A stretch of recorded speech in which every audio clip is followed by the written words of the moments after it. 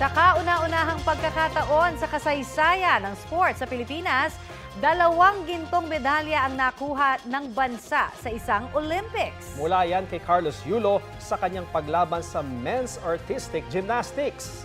Pinakabago rito ang nakuha niyang ginto kagabi sa finals ng men's vault.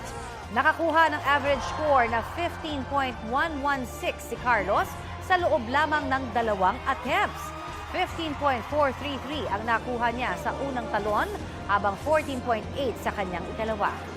Bago yan, naunang nakuha ni Carlos ang gold medal sa finals ng men's floor exercise. 15 points ang kanyang score doon na tumalo sa defending gold medalist ng event mula sa Israel. Sa pagkapanalo ni Carlos, 3 na ang gintong medalya sa kasaysayan ng bansa sa Olympics. Unang nakuha yan ni Heidelin Diaz sa weightlifting noong Tokyo 2020 Olympics.